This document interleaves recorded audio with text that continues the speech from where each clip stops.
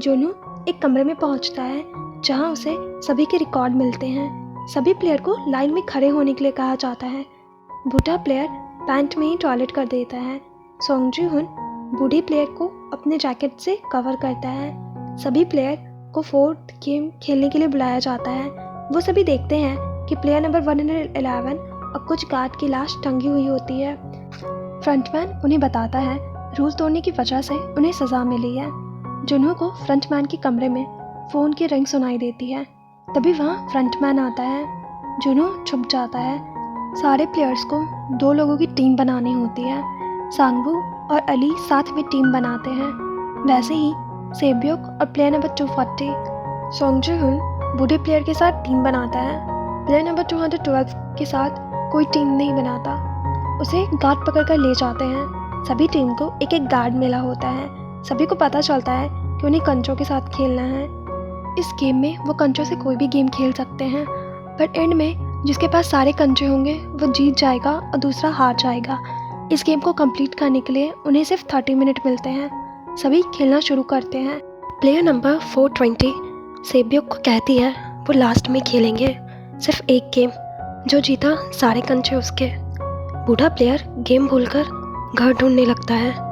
Song जी हुन उसे खेलने के लिए समझाता है। अली कहता है उसे नहीं पता कि ये गेम कैसे खेलते हैं। सांगवू उसे खेलना सिखाता है।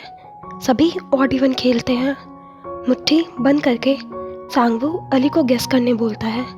अली सही गेस करता है। उधर 200 का पार्टनर जीत रहा होता है। बूढ़ा प्लेयर और सोंग जी हुन खेलना शुरू करते हैं। प्लेयर नंबर 420 कहती है कि वो एक दूसरे को अपने बारे में बताएंगे क्योंकि वो वैसे भी दोबारा नहीं मिलने वाले। सेब्योक बताती है वो नॉर्थ कोरिया से है।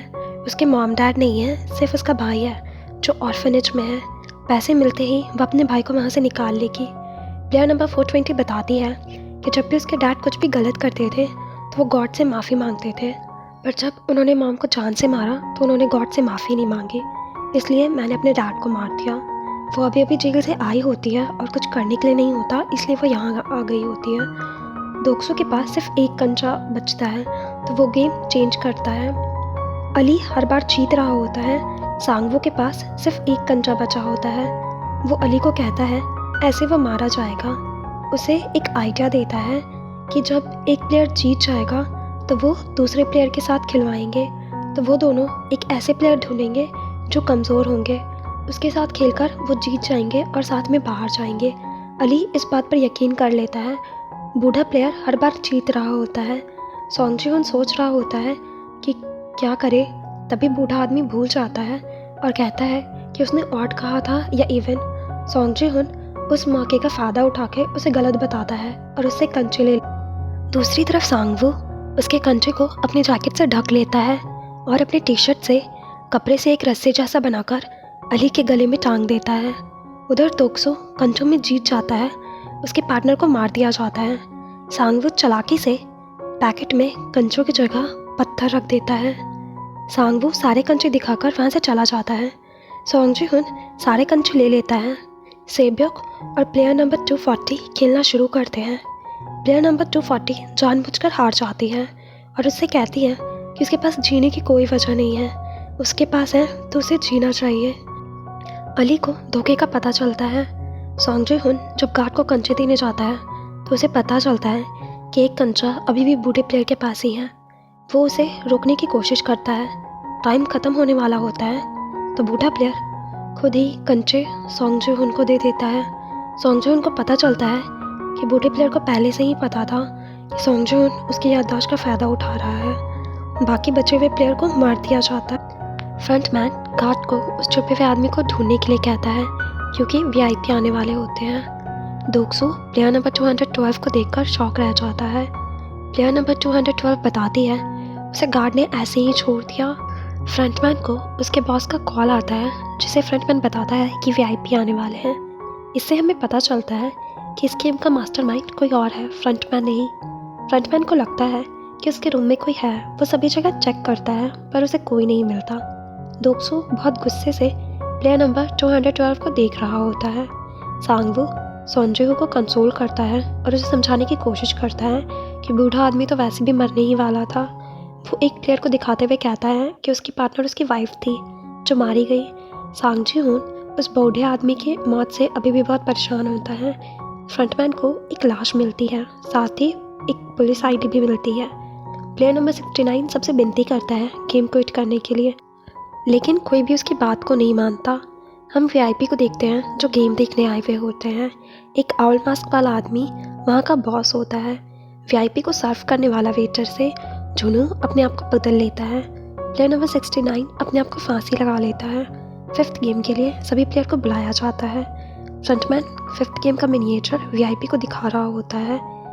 सभी प्लेयर को नंबर चुनना होता है, जो जिस नंबर को चुनेगा उसी नंबर से खेलेगा। ज़्यादातर प्लेयर जल्दी में बीच का नंबर उठा रहे होते हैं। सॉन्ग जी हुन के ग्रुप के लोग लास्ट नंबर से पहले वाला चुनते हैं। सॉन्ग जी हुन को कुछ समझ नहीं आता कि वो क्या ले। उससे पहले ही सभी नंबर ख़त्म हो जाते हैं, सिर्फ नंबर 1 बचता है। सॉन्ग जी हुन को मजबूरी में वही नंबर लेना पड़ता है। तभी एक प्लेयर उसके पास आता है और उससे अपना नंबर एक्सचेंज करने के लिए कहता है। सॉन्ग जी हुन उसे अपना नंबर बदल लेता है। सॉन्ग जी हुन को आखिरी नंबर मिलता है। फ्रंटमैन गेम को शुरू करता है।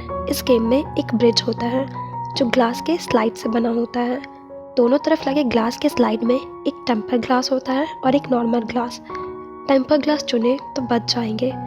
दोनों ग्लास एक जैसे ही दिख रहे होते हैं। सॉन्ग जी हुन को इससे फ़ायदा होता है क्योंकि वो आखिर में होता है। जो पहले जाएगा, अगर उसे नॉर्मल ग्लास मिली तो ग्लास टूट जाएगा और मारा जाएगा। फर्स्ट प्लेयर सॉन्ग जी हुन की तरफ देखता है। एक वीआईपी जुनू से ड्रिंक मांगता है। वो जुनू को अपने पास बैठने के लिए कहता है। इस गेम को कंप्लीट करने के लिए सभी प्लेयर को सिर्फ 16 मिनट का समय मिलता है। गेम स्टार्ट होता है। फर्स्ट प्लेयर जब पहले चलता है तो बच जाता है, पर जब वो दूसरा कदम रखता है तो वो नीचे गिर जाता है। वीआईपी जुनू के साथ फ्लर्ट कर रहा होता है। सेकेंड नंबर प्लेयर डरते हुए आगे बढ़ती है, पर वो भी गिरकर मर जाती है। सभी धीरे धीरे आगे बढ़ रहे होते हैं। वीआईपी जुनू को अपना मास्क हटाने के लिए कहता है। एक प्लेयर डर के मारे आगे नहीं बढ़ रहा होता। पीछे वाला आदमी उसे धक्का मारने की कोशिश करता है, पर खुद ही गिर जाता है। सॉन्ग जी हुन पहले ही ग्लास में भूल जाता है कि कौन से ग्लास पर चलना था। सेब्योक उसकी हेल्प करती है। दोक्सो के आगे के प्लेयर मारे जाते हैं। अब दोक्सो को सही ग्लास चुनना होता है। दोक्सो सभी प्लेयर को कहता है कि वो आगे नहीं जाएगा, अगर किसी प्लेयर को जाना है तो वो जा सकता है। उधर जुनू वीआईपी को कहता है कि अगर उसने यहाँ अपना फेस दिखाया तो उसे फेस दिखाने के कारण मार दिया जाएगा। वो अकेले में उसे अपना फेस दिखा सकता है। वीआईपी उसे लेकर चला जाता है। वीआईपी अपने कपड़े उतार देता है। तभी जुनू उस पर गन तान देता है। जुनू उसे यहाँ हो रहे सभी चीज़ों के बारे में बताने के लिए कहता है। दोक्सो के पीछे वाला प्लेयर उसे धक्का देने ही वाला होता है, पर दोक्सो उसे ही धक्का दे देता है। नेक्स्ट प्लेयर नंबर 212 होती है। वो दोक्सो को कहती है कि वो पहले जाएगी। दोक्सो उसे आगे जाने देता है, पर प्लेयर नंबर 212 अपने इंसल्ट का बदला लेने के लिए उसे पकड़कर ग्लास पर कूद जाती है। वो ग्लास टूट जाता है और वो दोनों मारे जाते हैं।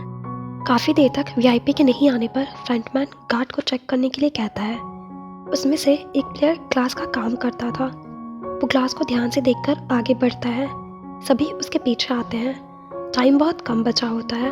फ्रंटमैन उस प्लेयर का बायोडाटा देखता है। प्लेयर ग्लास फैक्ट्री में काम करता था।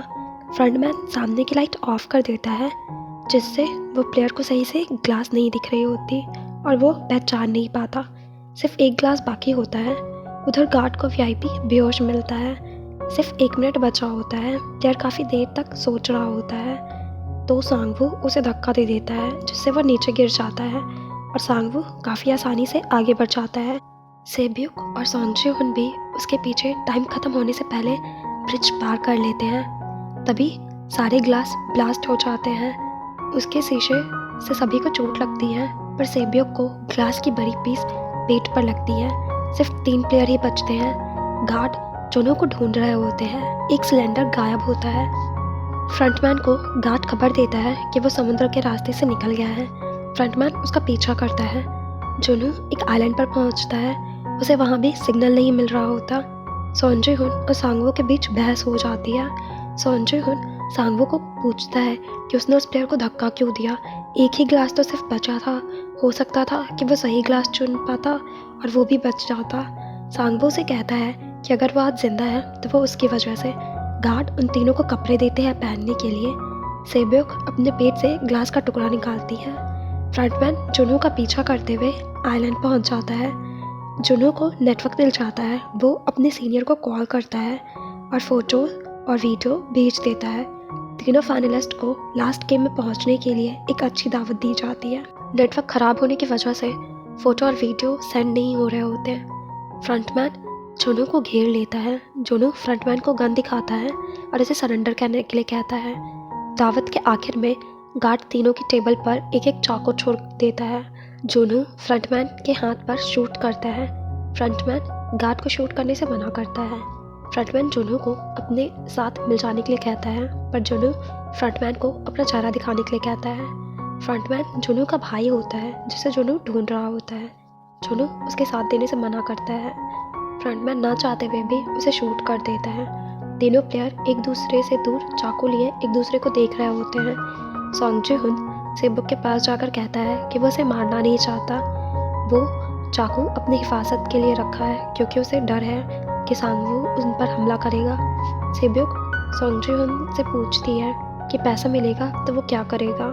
सॉन्ग जी हुन कहता है वो अपना कर्जा उतारेगा, एक बड़ी सी दुकान खरीदेगा अपनी मॉम के लिए और अपनी बेटी के लिए एक अच्छा बाप बनेगा। सेब्योक उसे अपने भाई के बारे में बताती है। सेब्योक सॉन्ग जी हुन से कहती है कि अगर उसे कुछ हो जाए तो वो उसके भाई का ख्याल रखे। सॉन्ग जी हुन कहता है कि हम दोनों एक साथ बाहर निकलेंगे। सेब्योक की हालत ख़राब होने लगती है। उसकी चोट देखकर सॉन्ग जी हुन दरवाजे पर हेल्प मांगने के लिए जाता है। तभी लाइट ऑन होती है और वहाँ गार्ड कॉफिन लेकर आते हैं। सॉन्ग जी हुन जब पीछे मुड़ता है तो देखता है कि सानवू ने सेब्योक को मार दिया होता है। सॉन्ग जी हुन सानवू पर हमला करता है, पर गार्ड उसे धक्का देकर गिरा देते हैं।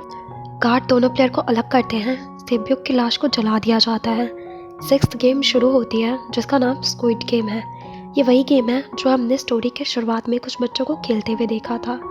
सारी VIP उस गेम को देखने के लिए आते हैं। दोनों के बीच टॉस होता है। टॉस सॉन्ग जी हुन जीतता है। वो ऑफेंस में खेलने के लिए चुनता है। दोनों के बीच गेम स्टार्ट होती है।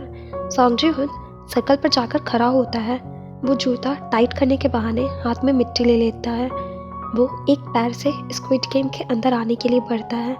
सांगवू उसे अंदर आने से रोकता है, पर सॉन्ग जी हुन उसके आंख में मिट्टी डालकर और बड़े ही आराम से स्क्विड शेप के अब वो दोनों पैरों से चल सकता है।